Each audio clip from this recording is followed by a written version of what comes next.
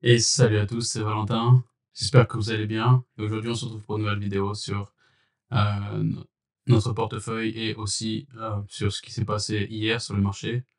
Et on va passer en revue quelques tweaks qu'il y a eu aussi hier. On attaque de suite avec quelques tweaks parce que je sais que vous aimez bien.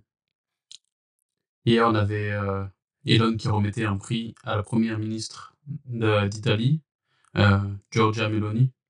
Et il y a plusieurs vidéos qui circulaient. Là, on peut voir à gauche Giorgia Meloni, Elon Musk au milieu et May Musk, la mère d'Elon Musk, à droite. Là, on peut voir un événement de livraison de Cybertruck. C'est toujours impressionnant.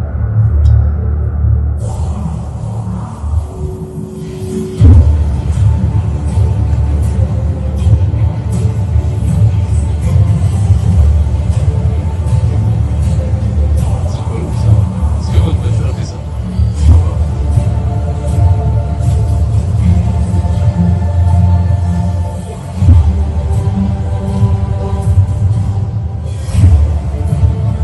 Là, c'est voir que c'est un paramètre qui est dans chaque ville de Tesla.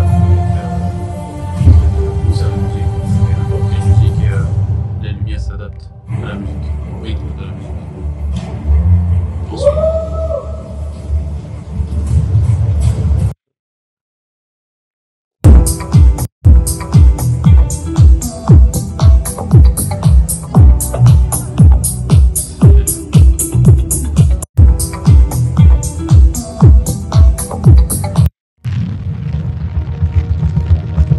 ça c'est Starship.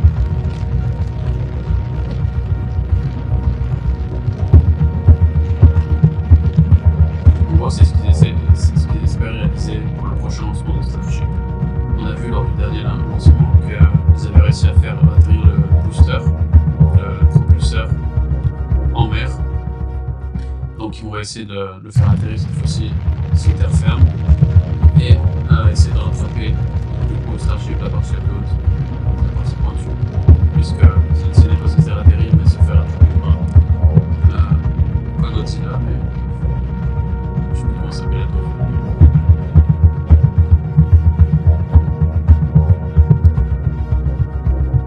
C'est ce qu'ils espèrent atteindre. Alors ça c'est un trader que je suis pas mal. Il a toujours plein de bonnes informations, etc.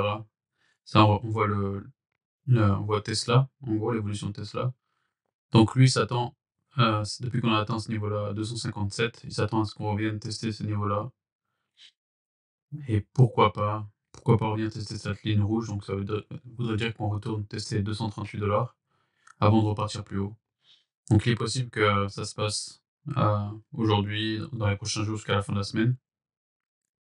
Donc on verra. Je vais certainement vendre quelque part de TSLL ce soir. Et puis on verra. Je vais les vendre au cas où. Et puis pouvoir racheter peut-être à 238 et capturer toute la remontée. Donc je vous montrais hier que lui s'attend à ce qu'on remonte à 314 prochain niveau. Donc on verra comment ça se passe. Et là en gros il explique que ça s'appelle, ce qu'on a eu hier, ça s'appelle une Doji Star, une étoile de Doji. Sauf que, voilà, là il montre, c'est une charte de Tesla mais inversée. C'est en gros si vous pariez que Tesla va descendre, en gros c'est une charte inversée de Tesla. Donc si ça c'est bullish, ça veut dire que ça va descendre. Donc il est possible que Tesla aille beaucoup plus bas. On verra.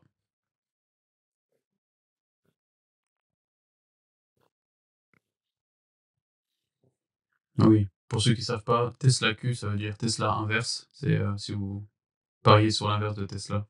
Et Tesla normal, c'est Tesla. Donc ça, si vous le mettez à l'envers, faut la retourner, c'est le chart de Tesla. Et voilà, c'est à peu près tout. On va passer directement au portefeuille. Alors, de retour sur notre portefeuille, Vous pouvez voir ici les positions qu'on a et on va passer stock par stock, l'évolution qu'il y a. Hier, Tesla qui est monté à 254,27 centimes, qui a augmenté de 1,71%. Et on peut voir après la fermeture des marchés, qui a augmenté de 0,11%, donc pas grand-chose. On peut voir qu'il y a eu un ghost order à 238. Donc il est possible que dans les prochains jours, on descende tester 240.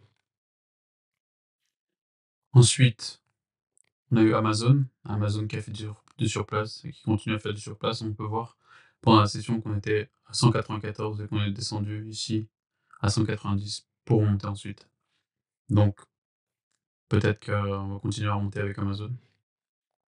Ensuite, Meta, pareil, qui fait du surplace, qui a perdu 0,2%. Et là, on peut voir qu'il y a eu un ghost order à 640, donc il est possible qu'il y ait de grosses institutions qui mettent des ordres, qui passent des commandes en gros. Ou soit des options, ou je sais pas trop, on verra. PayPal qui a augmenté de 0,86%. PayPal qui fait son petit bonhomme de chemin, qui continue. On va pas l'arrêter pour le moment, c'est bon chemin. Et on a SoFi qui a pas mal chuté pendant la session, qui est descendu à 7,6 $, mais qui a fermé à 7,83 $, soit une perte de 1,14%. Et enfin, Atai, j'ai mis Atai et MNMD ensemble, parce que généralement ils font le même mouvement. On a Atai qui a perdu 1,67%, mais on peut voir, si vous lisez la ligne en dessous, après la clôture, donc après la fermeture des marchés, il y a toujours quelques heures où vous pouvez faire du trading encore, surtout pour les pays qui sont pas dans la même zone, time zone en gros. Ouais, donc Attaque a augmenté de 2,54%, ce qui est positif. Donc on verra.